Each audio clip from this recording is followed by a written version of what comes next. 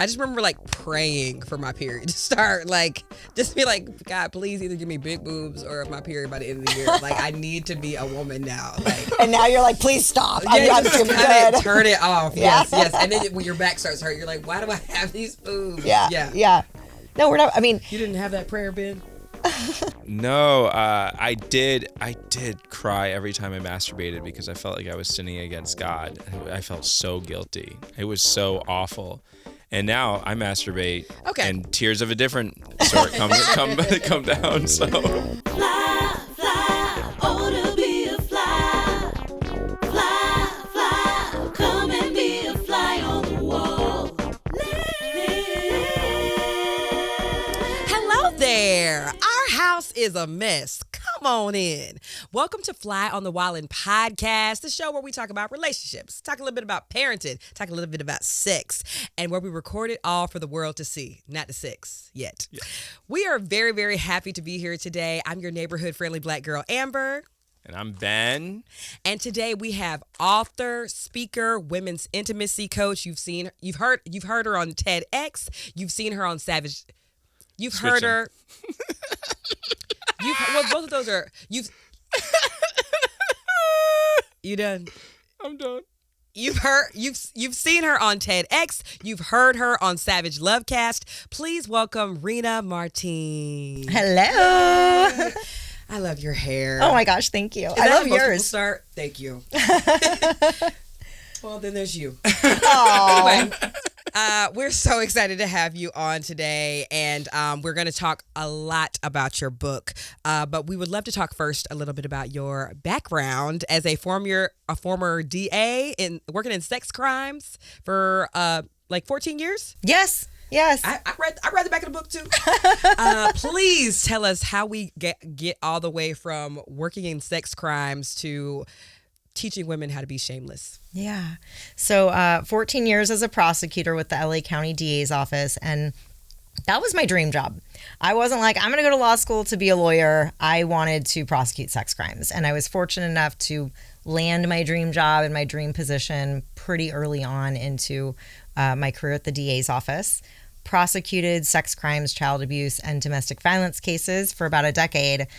And then I hit my burnout. At that time, juries were really doing weird things when it came to sex cases, really counterintuitive things. And you see it often because jurors don't want to believe that this is the world that we live in, that every time you send your kid to school or leave your child with a family member or a nanny or a coach, right, that there's a risk that they're going to be abused. In cases where this was a stranger and say we had a DNA cold hit, juries love to convict in those cases because it reinforces this idea that there's this boogeyman out there, right? Mm-hmm. But when the perpetrator and the victim are known to one another, juries will do mental gymnastics to avoid convicting. Wow. And I saw that happen over and over and over again. I was working my butt off, right? Forming relationships with these survivors, with these families. And you get to a point where you say, okay, I can't operate in a broken system anymore. Mm-hmm. So I stepped away from prosecuting those kinds of cases and just started prosecuting other kinds of cases within the DA's office because there are many types of crime. And then I lost my love for it. It just became a job instead of a calling. And simultaneously, I was going through stuff in my personal life. I was married at the time in a very, white picket fence, monogamous, vanilla, very standard, marriage, the kind of marriage that we're told we are supposed to want. And I felt a tremendous amount of shame because I wasn't happy. It's like, well, I have the thing I'm supposed to want, right? And yet I feel like I need more. So I went through therapy. I was like, all right, you got to fix me because, I need to be grateful for this great life I have. And she convinced me there was nothing to fix, that my desire for something unconventional wasn't this problem to be solved. And so through that work, and that was a lot of really hard work and a lot of reading books and a lot of listening to podcasts and doing all this work myself, I dropped a bomb in my personal life and started living shamelessly, right? And then I realized I wanted to help other women do the same thing. So everything came to a head when the pandemic hit, and I was like, I'm going to go get a coaching certification and see if I like working with folks one-on-one. And here we are today.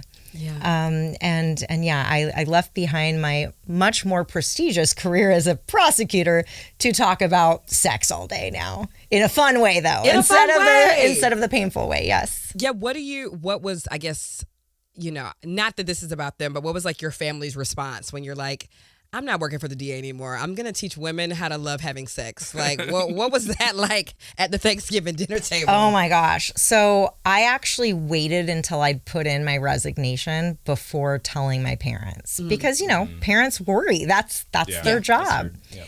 And my dad, I had to give him a lot of assurances, right? Hey, I'm still a lawyer. That's not being taken from me. There's actually a policy at the DA's office where if you come back within, 2 years, you can get your position back. Oh, I bet they loved that. Yeah. Right? Like when we left teaching, our parents were like, well, you'll always have your degree. We have we both have masters in teaching. Uh-huh. And you're like, and I'm like, I'm never going back to teaching. I have nightmares about it. Absolutely. About go back to the courtroom, not teaching. But just getting into your book a little bit, but you write about some of those nightmares, and I love this book, The Sex You Want. Everyone should go buy it.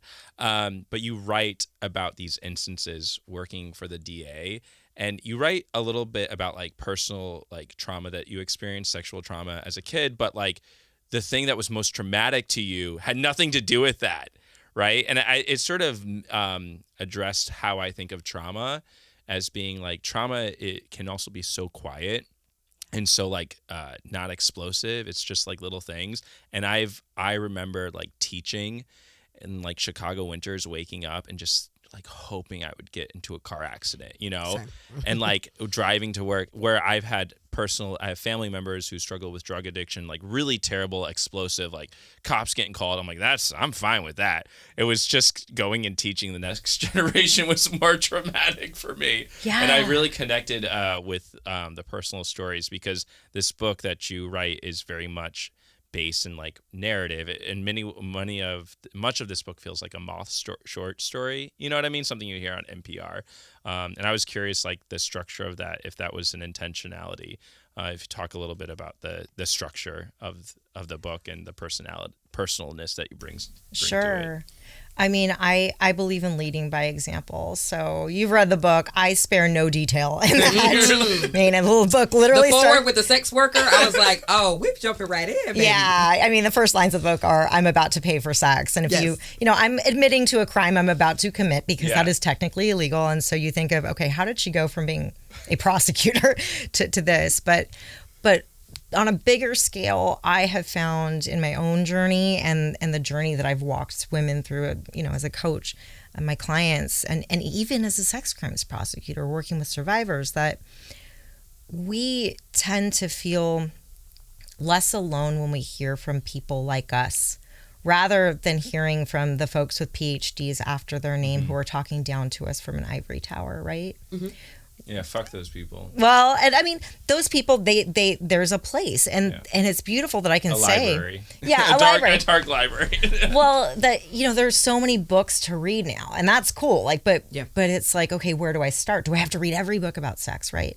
And I wanted to write the book that I would have needed, and I wanted to hear from people like me. Mm-hmm. Okay, and so that was the decision I made. Because I thought it would be the most helpful in terms of knowing that you're not alone. And I'm not going to create these fictitious avatars of people. Yeah. I'm actually going to anonymize, only to the extent I have to, these stories from real women who I've worked with, and then my own stories too, which are not anonymized. But this is supposed to read like a conversation between friends, and not that you're being lectured to by some sort of expert in this, because I'm an expert in fucking up and learning from my mistakes, right?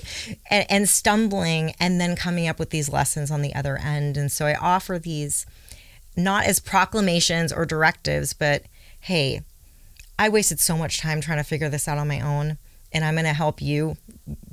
I'm going to offer you a shortcut here so that it doesn't take as long for you to get to where you want to be. So Ben and I have always felt that we've been like big risk takers. Like we moved to LA like a year and a half ago and just left our home in Chicago on this like, you know, Amber wants to be a comedian and a star, like, and I'm gonna be her cheerleader and support And her. I don't want to teach anymore. And I don't want to teach anymore. Yeah. So I watch the baby and we can do our podcast together still. And so we've always been sort of like misfits and oddballs and dream seekers and things like that. So I remember when we first started reading your book, and I've always been a sexual person, but it's interesting because you're like, what do I do with all this sexuality? Like what now? And truly your book helped me to say like, no, this is a real thing. Like other women feel this way. I don't feel alone. So literally this past week, we just went to our first like kink BDSM social, where people just talked about like you just talked with strangers about their fantasies and your fantasies, and some people being like, we should meet after this, and or like, you're a couple, we're a couple, we should connect and things like that. And I feel like I just would have felt so much shame even being interested in something like that before I read like your vulnerable, you know, like you went first, like you jumped in the pool first. So I was like, well, if Reena jumped in the pool, we should jump in the pool too. And it's like, but what happens? Like why do we do that to each other? Because we all feel that way, but we all want to jump in the pool. Yeah, well, our brains hate change. That's really it. Our brains hate change. And what I love about this is you weren't like, okay, we're curious about kink, so let's just go straight from we've never done anything. Not to say that you haven't done anything, but let's just go straight from this is just something we do privately to, all right, now we're going to go to a sex dungeon surrounded by a bunch of strangers. Yes. You took the babyest step, which admittedly is still very much outside your comfort zone. But you're like, we're going to sit in a room where everyone's clothed. This is a structured event. We're going to sit across from strangers and have just polite, respectful, and consensual conversations about the topic without actually doing the thing that we're talking about. And it would be someone, for those of you who have never been to one of these socials, I mean, it would be somebody dressed like Ben who is sitting there telling you about like, I love being tied up, I love being spat on, I was like you would just never assume that. Like I think going into this party, I was like, everybody's gonna be in leather and looking kind of sexy, even just at the social. Right. And it was very like, you know, vanilla dressed people talking about this like super hot, sexy thing. And it was liberating too. And it was funny because we were all kind of like awkward teenagers at first. We're all like, should I start the conversation or you? But once you warm up and find your people, in your words, it really isn't that scary. No. And when people are talking about it like it's any other topic of conversation, Right. I mean, that's my goal, right? Is that we can talk about sex like we talk about food. I use a lot of food analogies in interviews in my book when I educate, because food is something we all understand. We don't have a hard time talking about it, and it brings us pleasure. And yeah, I would love to live in a world where we can have conversations about sex and talk about this in the same way that we talk about other things that bring us pleasure in life. And you go into this munch, and that's what we call kinky events where everyone's closed. We're learning the lingo. Learning the lingo. Yes. You go into this munch is a perfect example of just normalizing these conversations and being around people who are like, yeah, I'm going to talk about the fact that I like being tied up. I went to one of these munches and I was across from a woman who, she seemed so sweet. And she's like, yeah, my thing is I like to stomp on men's balls. Yeah. It's like, yeah. Like and it was straight so face, matter no of fact. games, didn't stutter. Like, that's what I do. And they love it. No shame there. You do reference at one point that you and your partner like have like sex conversations just out in public, like at dinner tables. Yeah. Do you ever get like weird looks where you're like talking, you're like, wait, when you bring, or are you just so like, oh yeah, this is normal? Like, has it been so normalized for you that you're like, oh yeah, like be okay with it or get the fuck on or stop eavesdropping? I mean, I'm not trying to be rude, right? Like, you don't want to push your kinks on people, but I apologize to everybody out there who knows way more about my sex life that you didn't consent to hearing. Uber drivers, Lyft drivers. Because you're just having a people at conversation in restaurants. the back, or like even because I think it is like at a dinner table. You're like, I'm sorry if I'm the one having, like, you don't have to do that, but I'm the one doing that. Yeah, I'm I think having it's- these and, like, Ben likes that because he hates small talk. He's like, yeah, let's jump right in. Yeah, well, like, tell me your fantasy. Or I'll be talking, like, I like talking when we're out to eat, and I forget sometimes that people want to talk about their taxes, and I want to talk about, I don't know, that I scored 100% on the voyeurism BDSM test, which, by the way, I want to talk about that too. Yeah. Before we jump into the segments, I do want to ask you. So we took the baby step of going to the munch. We have we made our sex list for 2024 per your book direction. Yeah, yes. And we have officially signed up for our first sex party. So we're going to play together. We might play with some people separately.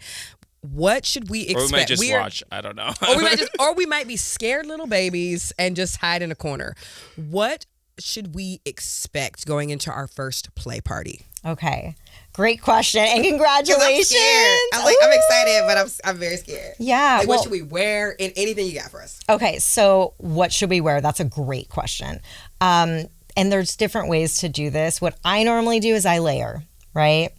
I will wear something that has maybe buttons on it so that as I'm starting to get more comfortable, I can start to unbutton a little bit, and then I've got some lingerie under that.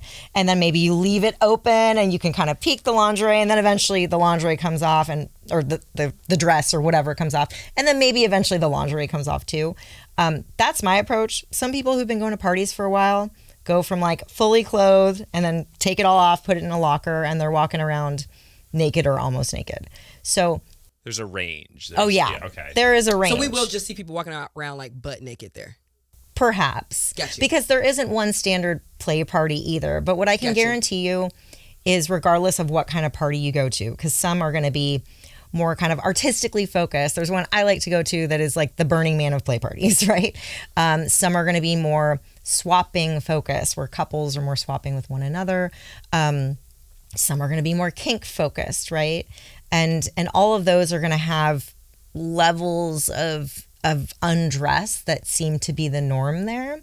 But know that there are going to be other people at this party, this I can guarantee you, who are also new to this. Mm-hmm. And any responsible play party is definitely going to have rules that stress consent, safety, especially safety for the women, because we tend to be the most vulnerable in these kinds of spaces.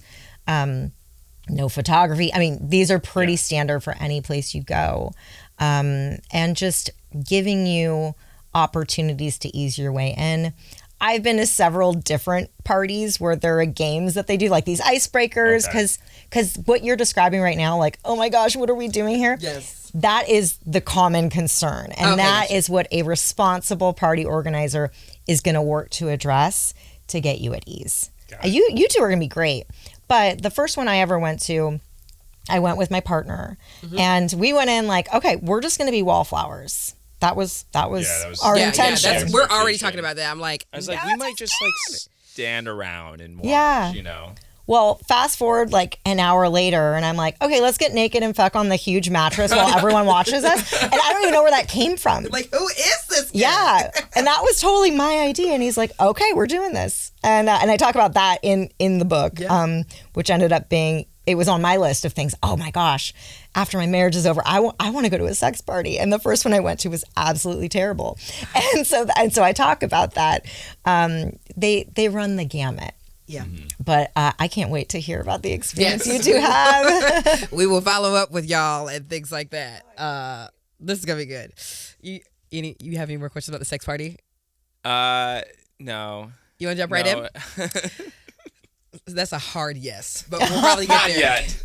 The first segment of our show is called #Influenced. It's time for the hashtag influence.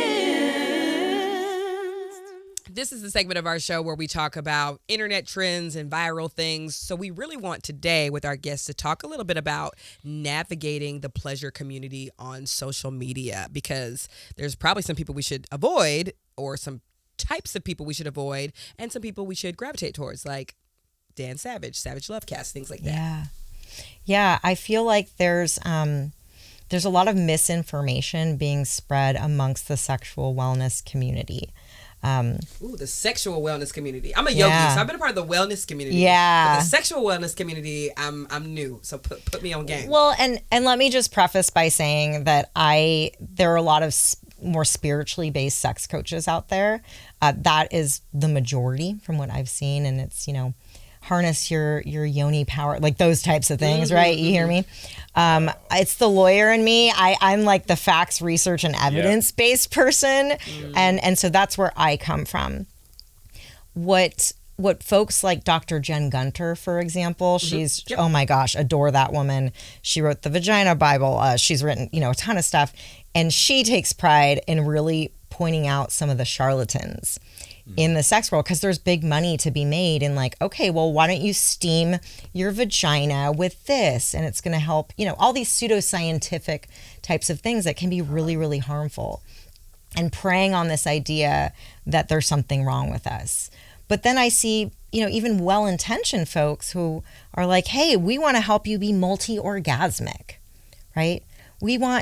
And so they're taking something which is female pleasure. And yes, we should all be entitled to have our orgasms, right?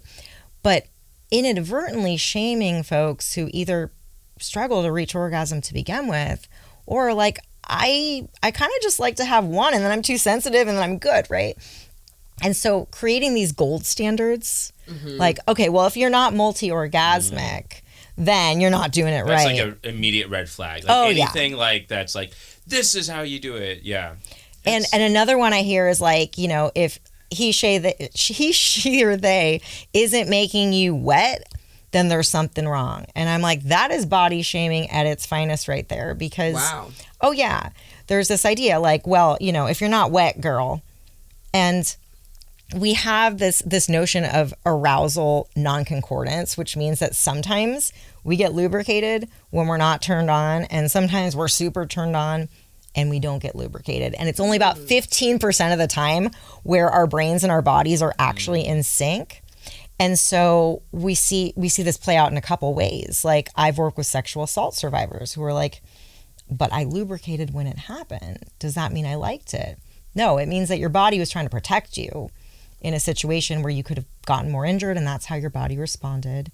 Or situations where it's like, I'm totally turned on, and why isn't my body cooperating? So we can shame ourselves so much. And these types of things that we throw around, like, oh, if he's not making you wet, or, oh, become multi-orgasmic, is really shaming anyone whose body doesn't work a certain kind of way. Yeah. And so those are the kinds of insidious messages that I see amidst the sexual wellness community that really piss me off. Yeah. You even saying that, of course, I'm not in the sexual wellness community, but I think there is a high propensity to incite shame when it's just two girlfriends talking. And so you're already making me think about the ways that I might have done that to a friend of mine. Like, I know for sure, like, if I can be vulnerable for a second, that I have told a friend, like, you don't squirt? Like, what do you mean? They're like, well, no, I don't squirt. And I'm like, girl, I squirt every time. Like, what do you mean you don't squirt? And so that, if you're the non-squirter, because for years I didn't squirt, and then one day I squirted, and now I only squirt. And so in my mind, I'm like, no, one day it's going to happen to you, and then henceforth, you're going to be a squirter just like me, girl. And that's shaming someone. Ooh, it is. And it's interesting because we're seeing a lot more squirting in porn. I mean, we're talking about it, which a decade ago, no one was talking about this. And so I see situations where women are like, my boyfriend thinks that because he can't make me squirt, right? Right. That it's I'm like not the badge into of it. honor. Yeah, it's like right there. And then I know people who can't control their squirting, and they're like, I wish I could turn this off because it's kind of a pain in the looks ass. like you peed the bed. Like, or it's like we're getting it on in the backseat of the car, and it's like there's a rainstorm happening inside. I'm gonna bring my dog in the backseat of the car tomorrow. I'm like, I don't know. But yeah, there's so many practical things that come along with this, and for folks who do squirt and have no control over when they do it, it's not a novelty to them. This is just the way their body is built. Yeah. And then for other people who are like, this is some gold standard and I need to unlock this secret code to be able to do it. Some people just, you'll never do it. And that's okay too. Mm-hmm. That's totally okay. And I love though that you recognize that. And oh, I've for sure done that. Like, without meaning to shame, but it's like, I think we think about shame as this big thing. Like, I'm gay and my mom doesn't like it. I quit my job and I'm a disgrace to the family. But it's like these little shameful things that your book taught me, like those little external messages that we get that make us feel shame. Like something like me just talking about squirting at a brunch, and I'm just like, I'm just gonna keep drinking my bubbly. And I'm sure if a friend maybe a friend would or wouldn't tell me if I made them feel that way. But if you did feel slightly bad, like I did just shame you, and like It's like working micro through shaming, that. kind of like micro shaming. Yes, microaggressions. it's micro shaming. So it's like I your book was refreshing for me because it was like it's teaching me the ways that I've been shamed and potentially the ways that I've been shaming other women too. And we don't often know, and they probably don't even know that they're being shamed. But these are these external messages that we start to absorb, right? That are being compounded by what we're seeing in porn, by what we're hearing talked about amongst our girlfriends over the bubbly at brunch. And just being mindful of this kind of thing. Because there's inherent body shaming going on all the time that we don't even think about as it's happening. But I think the tide is starting to turn. At least I hope it is. It is. Well, something that surprised me, you wrote a little bit about one of your clients whose partner was very upset that they wanted to use a vibrator or like a toy, right? And then you also write other clients where they reached out and their partner was like, yes, let's use a toy. The toy conversation. The toy conversation. And there's like so much shaming with toys as if because this book is written for women. It is written for women. And I found it like, I think every man should also read it. Like you should read this. You're a man, read this book. But I think it was so disturbing for like to realize like that is something like I remember we were talking to a friend and the friend was like, yeah, he doesn't like toys in the bedroom. Yeah, like my husband's not comfortable with me using toys, but I use them when he's away or stuff like that. Yeah, can you like why are dudes like that? Yeah. I'm not that dude because I'm cool. I'm a feminist. Just to clarify. So actually the client who had the partner who shamed her for that person was me, and I was married to the person who shamed me for several years. Right. No, it's all good, but I'm like, no, like that was you. Okay. That was me. Yeah, no. So yeah, because he gets up like angry. That was no. Or is that So there's another client I talk about where she was shaming herself and faking a lot of orgasms because she had just never orgasmed with a partner, and she would use a toy on her own, and that's the kind of stimulation she needed. And I'm in the same camp. I need motorized support in the bedroom. That's just the way it works. And motorized support. That's great. I love it. And but it's like the frog in boiling water kind of thing, because if I had started dating my ex-husband and the first time we, got down to business, he was like, no toys, I would have been like, red flag, we're done. Right. But it was a gradual thing where it's like the toy was there. And then one night he was like, what if we leave the toy out this time? I was like, okay. Oh, yeah. And then it just was never brought up again. Yeah. And I never said anything. And so I was just pleasing myself on my own, like when he would be gone. And you just don't think about it because by that point you're so far in. It's like we were living together. We weren't engaged yet, but we got trips planned. We got this and that. And I didn't have the vocabulary to talk about this at the time and to advocate for my pleasure. But to your question, why are men out there so threatened by these things? Yeah. The robots are taking over. Vibrators. I mean, one reason can be I don't want to be replaced by the toy. Yep. The replacement fear. That's so crazy. Oh my gosh. I know. Yeah. I don't want to be replaced. That's a thing. It's also, my body's supposed to be enough because they're watching porn, and in porn, a few thrusts of the penis and we're done. I see vibrators in porn though. Me too.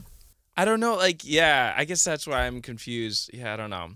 Should every woman get a vibrator? Like, is that like, I feel like there are gold standards, but because I was talking to a woman who's like, I don't have, and I was like, girl, even I have a vibrator. Like, even I have a dildo. Like, what is wrong with you? And I shamed this person. But I feel like it was a good shaming. Mm-hmm. I feel like let me encourage, like, everyone should get one. Yeah, because you're saying, I'm a man and I have one. Yeah. And so, there's no shame in you being the gender who is, these are made for, and for you to embrace that too. And some people are like, I don't need one. Like, I got my detachable shower head, whatever the case may be.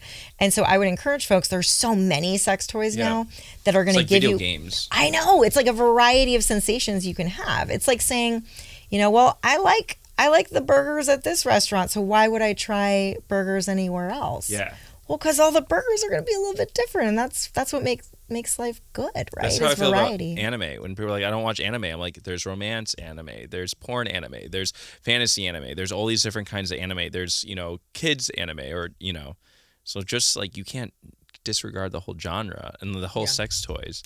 If you're someone out there who's looking to start, we're going to plug your book a million times. If you're looking to start, like if you're like, I have the energy, I'm a little afraid, I don't know where to start. Like I cannot stress enough like how you just give like concrete action steps on what to do. Just like even one of my favorite things was like the 50 things list of just like write down the things you do love about your body, because we can be sort of going back to the social media thing, like we have all the images in front of us of like what the perfect bodies look like, so all day just chemically we're thinking about like what we don't like and what we should be working on, and like having a list where you sit and you're like, no, if I had to like write 50 things I love about myself, like what would go on this list? It's just like, this is what I can do with that energy. Yeah, for sure. 50 things that you love or admire about yourself, because we have this lens that we're viewing ourselves to see what we can fix, right? Right. Because so many industries capitalize off of us trying to fix ourselves all the time. But what if instead you actually did exercises where your job is to look for the good, right? And these are hard to do. I'm not going to lie and be like, yeah, just sit down and write 50 things you like about yourself. It's a hard exercise. But if we start to get granular, like, hey, I make a mean chocolate chip cookie, or I'm the person who people call when they're having a bad day, or I really like, the dimple that I get on my right cheek when I smile. You start to gain momentum, and then once you get to maybe 10 or 15 or 20, you're like, I'm pretty great actually, and then you keep going. But so few of us, like 100 things, you're like, okay, maybe no, keep going, please. But yeah, it's retraining your brain to look at the half cup instead of half empty, essentially. And no one's telling us to do that. And as women, we're told to be modest too. Yeah. So it's like, if I told you to write 50 things down you don't like about yourself, oh, sure, like, let's have a competition here. I bet I can do 500, right? But we're like, no, you don't brag about yourself. We're told not to do that. And I'm here to call bullshit on all that and the whole modesty myth and everything. But this exercise can be challenging, especially for women, because we are told not to do this. Right. Yeah. Yeah, there's like, we need to be humbled in some way all the time. Oh, that's exciting. Maybe you. What?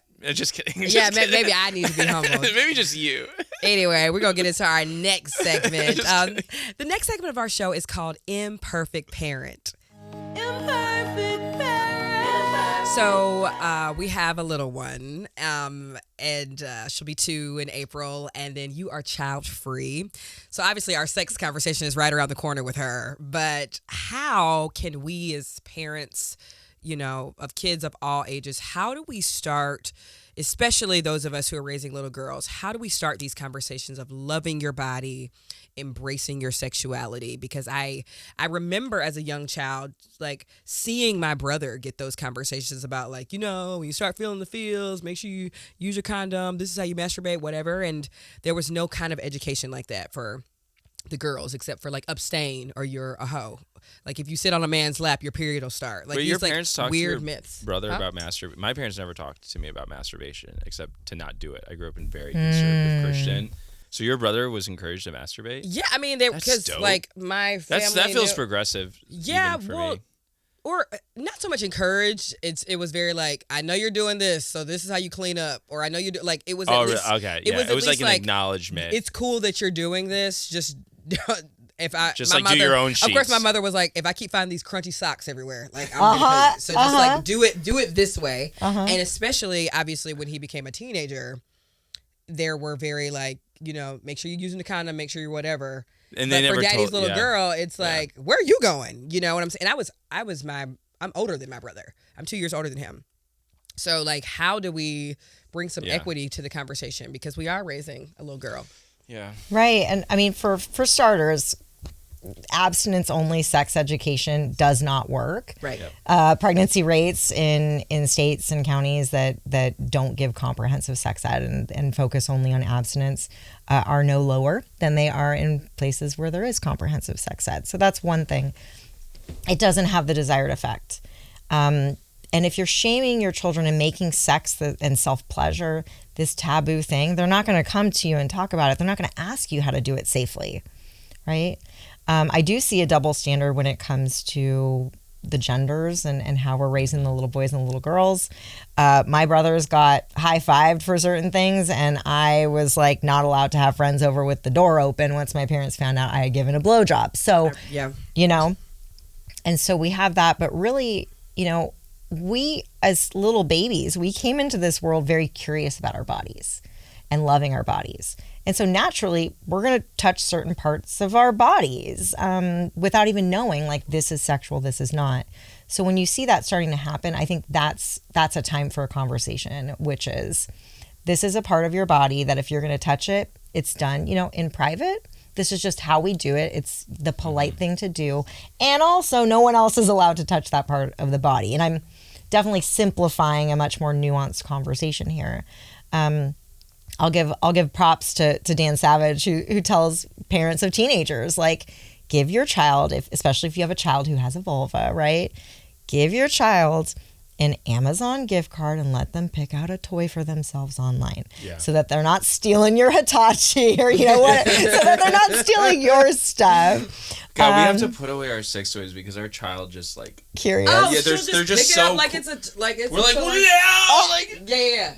No, I'm like, did you clean that? We gotta clean that. No. Yeah, because you need like a locking tool chest or something. Yes, we do. Yeah, we do because need a tool it's chest, like 'cause it can't be by the bed charging. She's like, what's the difference between my toy apple and this rose? And I'm just like, get out of my room. But they are very, like you said, they're very curious. I love that idea. Yeah, get Amazon gift card. There you go. Yeah. Wow, I never thought about that. Like, obviously, I've seen online parents are getting a lot more comfortable with, like, if your daughter got her period or if the child with a vulva got a period, like, let's celebrate this instead of shaming them I'm not sure if this was the rhetoric when you were younger, but there was almost a lot of like, if you had your period, it meant you were like messing around early, like you were being too sexual too soon. That's why it came early or something like that. There was a lot of that language, not so much from my parents, but I remember that being like the sentiment in like the church community and things like that. It's like, well, she got her period at 10 because she's been doing some naughty stuff, and you're like, I'm just not sure that's how that she's works. This Jezebel, like her period came, which means she's a woman earlier, which means you know what's going to happen. She's going to be going out and trying to have sex. Exactly. Yeah. Mine came a bit later than most of my friends, which to me was like, I'm not, I'm still a girl and I'm not a woman yet. I'm broken. Yes. Right. We will find any way to shame ourselves. Yeah, late, early, no matter. Right. Yeah. Oh yeah, it doesn't matter. You're a squirter. You're not a squirter. Your boobs are too big. They're too small. I mean, all the things, right? I just remember like praying for my period to start, like, just be like, God, please either give me big boobs or my period by the end of the year. Like, I need to be a woman now. Like, and now you're like, please stop. I'm just good. Turn it off. Yes. And then when your back starts hurt, you're like, why do I have these boobs? Yeah. No, we're not. I mean, you didn't have that prayer, Ben? No, I did cry every time I masturbated because I felt like I was sinning against God. I felt so guilty. It was so awful. And now I masturbate. Okay. And tears of a different sort come down. So. Jeez. Yeah. Why? And I'll just say there are so many books out there now for parents that are geared toward different age demographics.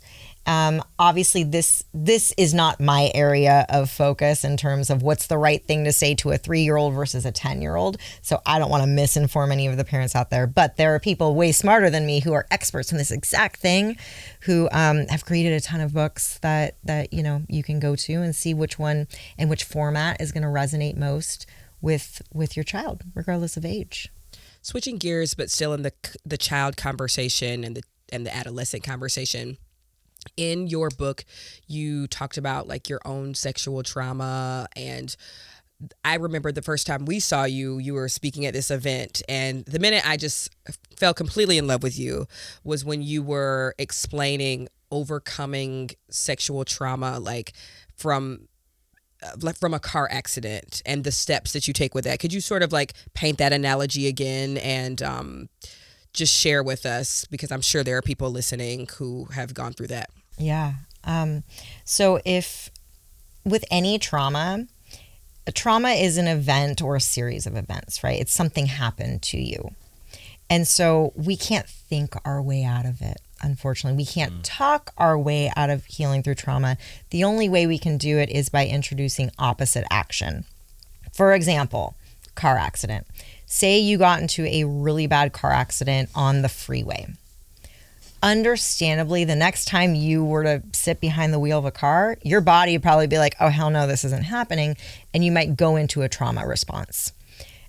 So do you just avoid driving altogether, right? If you're a survivor of sexual trauma, do you just avoid intimacy altogether? Well, yeah, that's going to keep you safe, but you're not actually working through it. You're pushing the pile of laundry to the side instead of folding it up and putting it away. So with the car accident analogy, instead of just pushing through it and getting right back on the freeway, we don't want to do that. Maybe day one, you're sitting behind the wheel of the car. You're just sitting there. And day two, maybe you take a little spin around the block. And day three, maybe you drive on city streets for a couple miles. And then day four, you get on the freeway for one exit, right? And so on and so on. If we're talking about sexual trauma, every person's event or events that happen to them is going to be unique. And their triggers are going to be unique. I've worked with women who, if their stomach was touched, that would send them into a full-blown trauma response. And women who, if their legs were touched, right, based on the type of abuse they had suffered. There's one client whose story I discuss at length in the book who started going into a trauma response when her new boyfriend would take her clothes off, like start undressing her, and when he would be in missionary position. Because historically, she had been with somebody who was sexually abusive towards her, the father of her child. And so years of spousal rape, essentially, and that's how that would happen. So she came to me because she was like, Reena, I'm dating this really great guy, but I just start shaking and crying whenever he starts to undress me or what do I do? So instead, what we did is said, okay, have this conversation with him because he knew about her history and say, for the time being, can I just be the one to take the clothes off myself? And can we take missionary off the table? He was like, sure. So they were doing other positions, right? She was taking off her own clothes. And once her brain knew, like, oh, this is my choice now, she then started requesting missionary eventually, right? So it's sending that opposite action. With the car accident, it's sending new data to your brain every time that says, I'm not going to die every time I get behind the wheel of a car. I'm not going to be seriously injured. But you sitting around and talking about the accident or watching YouTube videos isn't going to work through the trauma. You have to do the thing.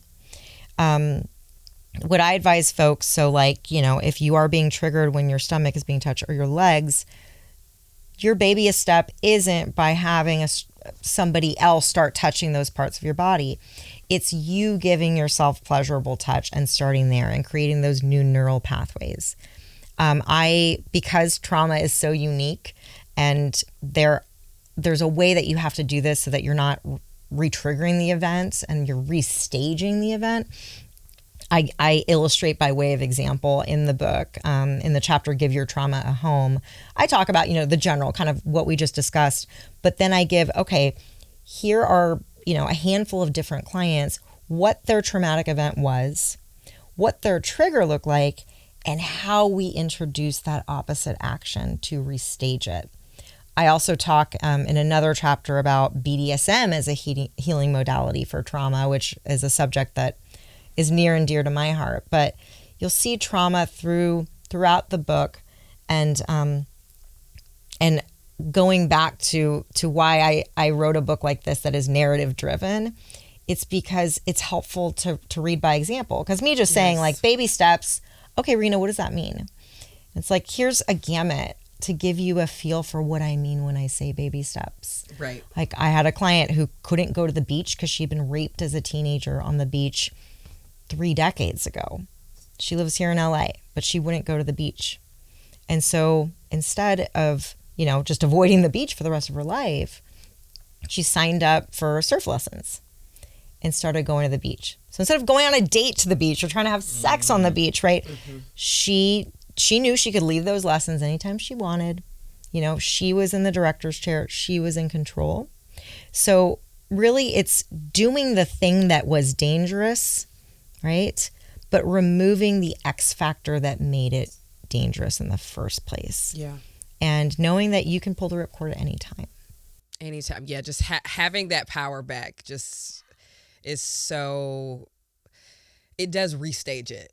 It almost is like, oh, now this is exciting. Like, now this is fun. Like, I'm in control of like what I want to do and how long I want to be out here. And maybe I get on the surfboard and it's stupid, but that wasn't the point. It's like a really nice distraction. Oh, I love that. Another reason why you should buy and read this book, I want to watch you do this in real time. So the next segment of our show is called the I do's and don'ts of relationships. I do, I do. I do, I do. I do, I do. So we have 2 voicemails that we would like to play for you. And I don't even want to say anything because I just feel like there's preface. nothing that I could add on top of what you have to say. So here is our first call. Hey, y'all. I am looking for a little advice. I started dating a guy in April 2020. So we were deep in the COVID pandemic. We weren't leaving the house or anything. We were just very much in each other's, we were each other's bubble. He got divorced in January of 2020. That's when everything was finalized, but he had been separated a couple of years. He comes with a little bit of baggage. He was married for 12 plus years and has 2 kids. He also, did not date during that separation time. And I guess a little bit of my insecurity is that I am nothing like his ex, or anyone that, he, when he talks about celebrity crushes, they don't look like me. So I have thought about suggesting that maybe he get on some dating apps, see what's out there, maybe go on a date or 2, since he is very much looking to move towards marriage, house together. I know this is mostly my insecurity, but I would really just like some advice of how to cope with it. I'm in therapy, I'm doing all the things, but still a little insecure just because I'm not what I thought that he was attracted to. But he's a great guy. I love him, and he's really supportive.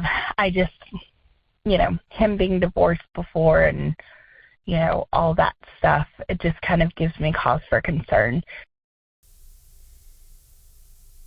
Oh, I have so much to say. Because she brings up a lot of different points. So let's start with the I'm nothing like his ex-wife. That's probably a good thing, right? Yeah. you actually write a little bit about that in here. Yeah. Yes. And I do believe that every relationship that we enter into post-breakup, we are looking for something that is polar. Not the person who's polar opposite, but, oh my gosh, my ex was a jerk to my friends. I really want to make sure that I prioritize somebody who is really nice to my friends. That's a personal example out of my own life. But instead of, I'm so different than her, get curious about this. Ask him, well, what is it that you like about me in this relationship? It seems like he's not afraid of commitment. The dude was married for a really long time. He's a parent. He moved in with you during the pandemic. So there comes a point where you're trying to get certainty. If he goes out and dates enough and sleeps around with enough other women, then he'll be sure that he's choosing me. Right. When it's you don't want that. Yeah. But there is no certainty when it comes to love and relationships. There just isn't. And so you then get in this kind of vicious cycle where you're like, okay, well, how many women does he have to go on dates with? Damn. Right? Yeah, let's logically follow this thinking all the way through. Yeah. Does he have to be with a thin woman and a fat woman and a big butt? And, how far of this buffet does he have to eat for you to believe that he's actually enjoying this meal? And he right? doesn't want to be at that Golden Corral. Exactly. He wants you. He wants you. And by you saying, I know better than you, you're inherently saying, I don't trust you to know what you want. I don't trust you to make decisions that are actually right for you. I don't trust you to listen to your inner knowing and intuition. And that's not good either, right? What came up for you both as you listened to this? I was actually thinking about the definition you provide, the difference between fantasy and wish. Wish, right? Yeah. Fantasy and wish. I was thinking in terms of that. Oh, the celebrity crushes. Yes, right. we didn't even talk about that the celebrity yet. Yeah. crushes, right? And that I wish is different than fantasy. So your fantasy could be with these celebrity crushes, but if the celebrity crushes walked in the room, are you going to wish to have that with them? Probably not. You might be like too nervous or whatever. And you reference like a case where this woman could only, orgasm thinking about fucking a dog, right? And that is a fantasy. Is that a wish? No, it wasn't. It was just this thing that she needed. And so just because he's fantasizing about celebrity crushes doesn't mean that he wishes it, And I was thinking it in terms of the differentiation. That oh my gosh! Yes. Yeah, I read your book. I tried to clearly. I was like, thank you. Authors, I'm like, I'm gonna prove to them I read their book. Such a good student. We've also been like around the house when something happens. It's like, well, Rena says I should prioritize my needs, and right now I want to watch YouTube in bed. And then he'll be like, well, Rena told me if it wasn't a fuck yes, it's a no. And so now we're like out. The battle. Like, well, Rena told me this might be your default setting. Like, it's just now we're just basically using I've created monsters. What have I done? recommend just reading a book with your partner. Yeah, and it's like, well, Rena told me you're brick walling. I was like, you should read this. Yeah, you do brick wall. Yes. We didn't even talk about that, but you do brick wall. I was like, I learned that I'm a brick waller. Yeah. You know what? Anyway, but what came up for me with this is this stain on divorced people that we have as a society, where it's like I'll be 33 soon, so we're almost seeing, at least like in my friend circles, the team I got married super young is getting a lot of divorces now, and how like I actually yesterday got invited to a party for this woman who's getting a divorce, and I'm like, yeah, this is the vibe that it should be. Divorce and so parties. It's like, now this like she would not even have all of these assumptions had he not been like divorced, like capital D divorce, like that is the boogeyman in the closet. I'm dating a guy who's divorced. And so how that, going back to your book, can feel shameful, and how it's really like, no, maybe my friend just like finally is free from the clutches of this like monster of a guy. Right. Like we should be celebrating that. Sure. Or a monster of a woman. Right. Who knows? Yeah. Right. But oftentimes, the separation. Okay, so we have the divorce, and then we have the separation that happened before that. But usually, the sense of fracture in the relationship happened much long before that. Mm-hmm.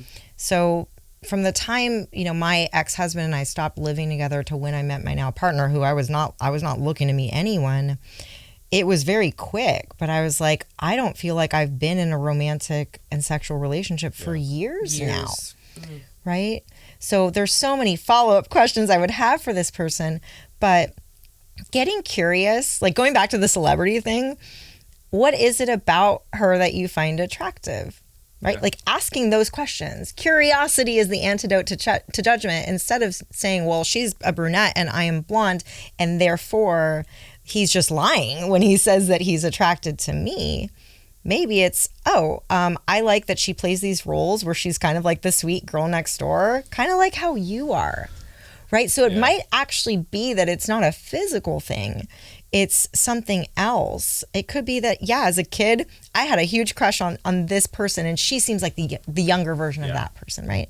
Get curious. Ask the questions instead of assuming. Yeah. Curiosity is such a muscle, though. Like, I'm reading a book, Chuck Tingle, who's known for writing erotic, like queer erotica. What a name. I know. He's fantastic, but he wrote this first mainstream book about a conversion camp that is like has demons in it. It's fucking dope. But he writes about how curiosity in small doses in certain communities is fine, but in actuality, many communities can't have you be curious, because if you're curious, you end up leaving. Yeah. And I think like it's really difficult for people to be curious, especially when we're not told to talk explicitly about sexuality or attractiveness. You know, like that's what a simple thing to say. Yeah, well, what do you find sexy about me? What do you find attractive about me? Why do you have those celebrity crushes? And then, you know, like even just asking those basic questions are not instinctive, because there's some sort of magical thing we put on like attraction. Like I don't know. Is that do you notice that, or people put this magic in like attractiveness, or I don't know.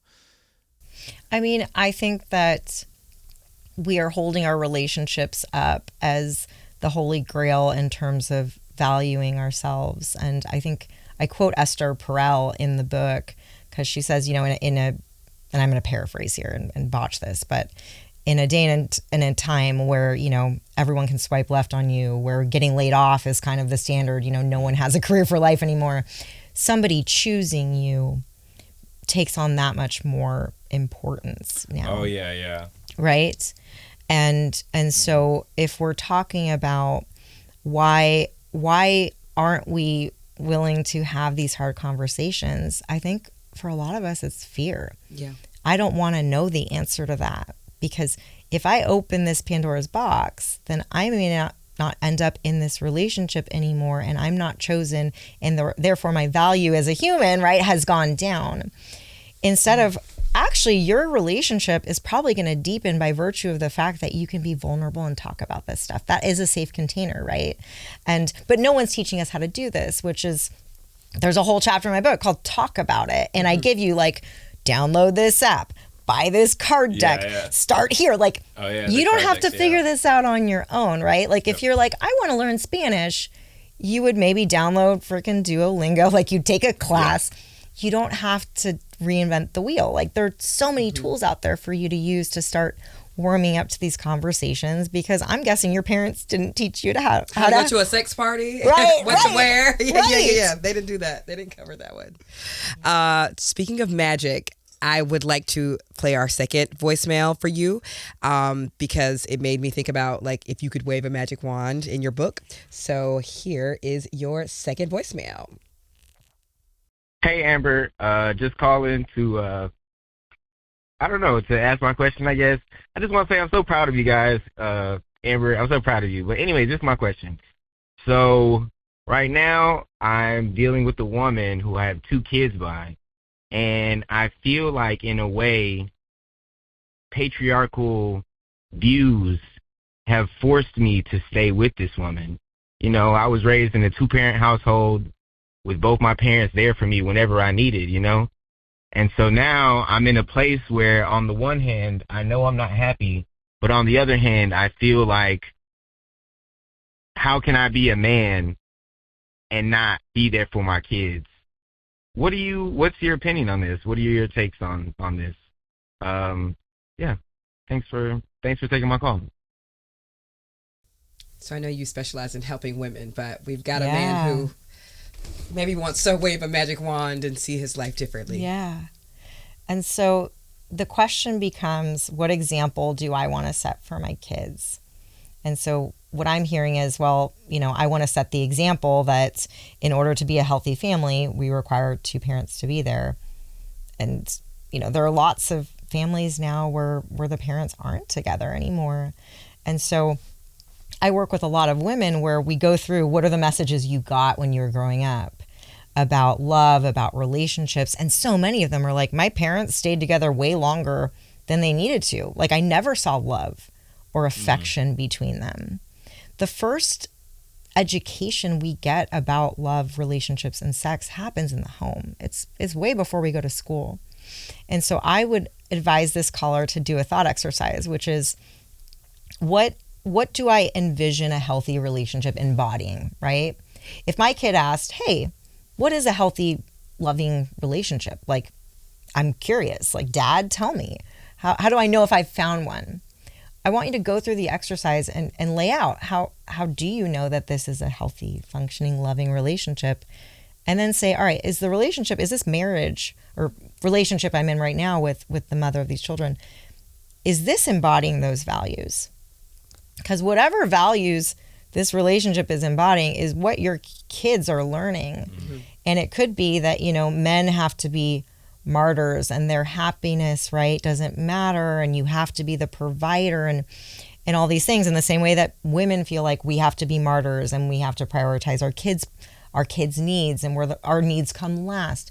So it's what's going to be better, being around two parents who are miserable but together, or being around two parents who are raising you separately and co-parenting but are showing you that we all deserve to be happy and thrive, and showing you it's okay to make decisions with the best of intentions and then later realize that, okay, I want to change my mind now. Yeah. What example do you want to pass down? But I would love to hear from both of you, because you are parents and I'm child free. What do you think about this? I have a You have a I have it in here. You go first. As you find it, I'll say. I found it. Mm-hmm. I was just gonna say that I don't think you're abandoning your kids by divorcing. Like, I completely reject that idea. There's lots of fathers who don't abandon their kids when they divorce. You might have to plan things a little bit more. You have to maybe work on your Google Calendar. But yeah, that's not abandoning. And I think you use that term, abandoning. But yeah, go ahead, Reena. So this is from your chapter, If It's Not a Fuck Yes, It's a No. And you just talk about the magic wand earlier. You kind of ask your clients, like, if you had a magic wand and you could, like, paint the picture of your life, like, would you see this person in it and all of that? And you gave some very specific questions about your person here. I'm just going to read a couple of them. So I would ask this caller, via Reena's words, are you excited to spend time with this person? Are they your cheerleader when it comes to big life goals? Do you feel physically and emotionally safe around them? Are they putting an equal effort into the relationship? Do they make you feel physically attractive?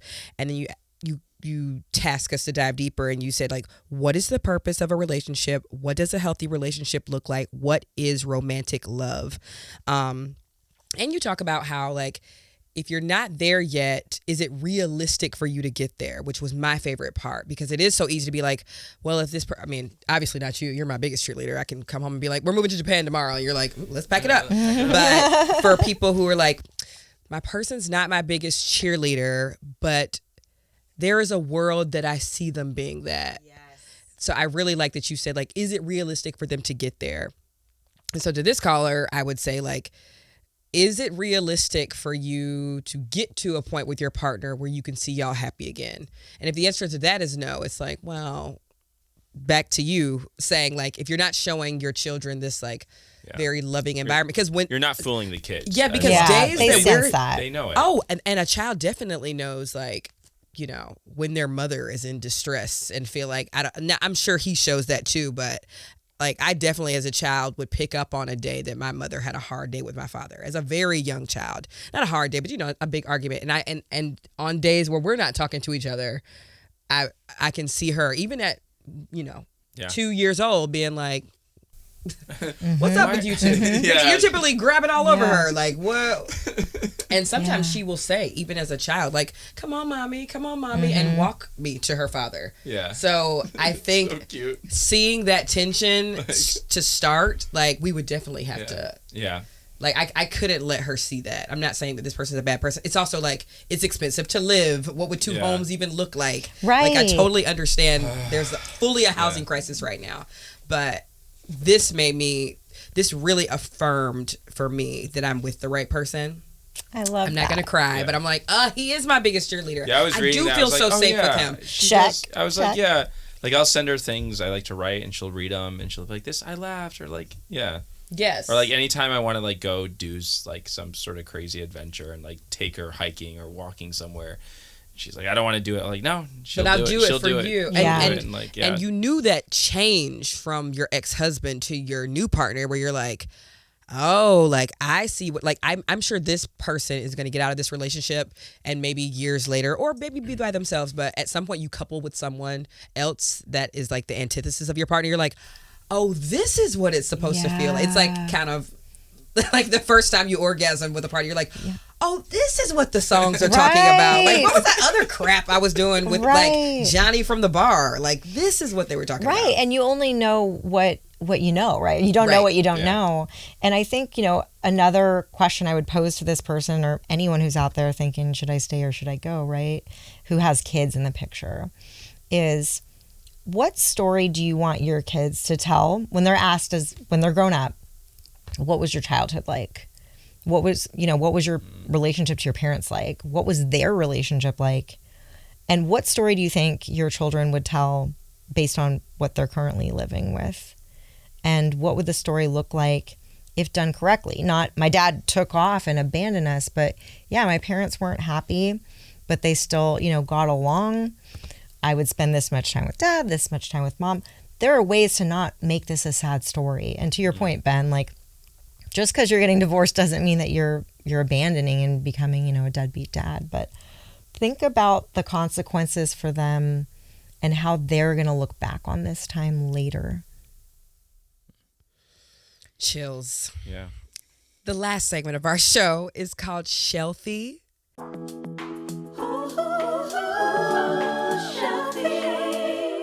It's pretty clear that we are currently reading this. Well, we read The Sex You Want, and I will be rereading again when the audiobook comes out. This is available now for all of you. Is there anything else that you would like to say about this book? We'll show the new cover art as well, about like your pride and joy, and just any last thing to convince these people to put their fucking credit card down and get your book that we haven't covered. Well, okay, so it's called The Sex You Want, so you think this is all about sex.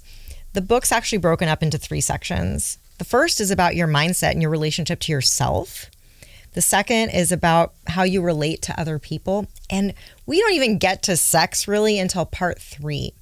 So instead of going out and buying the self-help book about personal empowerment and then how to date and have relationships better and then how to have better sex, start here.